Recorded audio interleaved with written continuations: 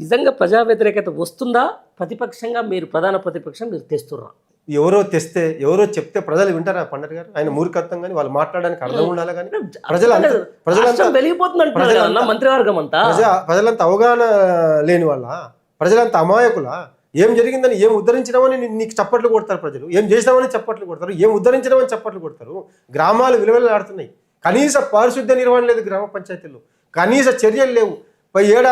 ఏడాదికి పైగా ఇన్ఛార్జ్ అధికారుల పరిపాలన ఉంది. స్థానిక సంస్థలు ఎన్నికలు నిర్వహించలేకపోతున్నావు. నీ ముఖానికి క్యాబినెట్ ఎక్స్పాన్షన్ చేసుకోలేకపోతున్నావు. విద్యాశాఖ మంత్రి లేడీ రాష్ట్రంలో అన్ని శాఖలు నీ దగ్గర పెట్టుకొని కూర్చున్నావు. ఇవాళ ఎవరికి స్వేచ్ఛ ఉంది? ఏం జరుగుతుంది? గ్రామ స్థాయి నుంచి రాజధాని స్థాయి వరకు మొత్తం వైఫల్యం కదా. ఒకసారి గ్రామాలకు పోయి చూడండి, కెమెరాలు పెట్టండి, ప్రజలే చెప్తారు ఏం జరుగుతుందో, ఏం చేస్తున్నాడు. విపరీతమైన విషజ్వరాల బారిన పడి కనీస నిర్వహణ లేక గ్రామ పంచాయతీలకు నిధులు లేక, గ్రామ పంచాయతీలో ఏమి నడవక అందరు అవస్థలు పడతా ఉన్నారు కదా. గ్రామాలు అవస్థలు పడతా ఉన్నాయి, రైతులు అవస్థలు పడతా ఉన్నారు. బీసీలకు అన్యాయం చేస్తా ఉన్నావు, ఎస్టీలకు అన్యాయం చేసినావు, ఎస్టీలకు అన్యాయం చేసినావు, అన్ని రకాలుగా అన్ని రంగాలను విధ్వంసం చేసినావు. ఇంకేం వెలగబెట్టినావని నీకు చప్పట్లు కొడతారు. ఈ ప్రభుత్వానికి చప్పట్లు కొడతారు.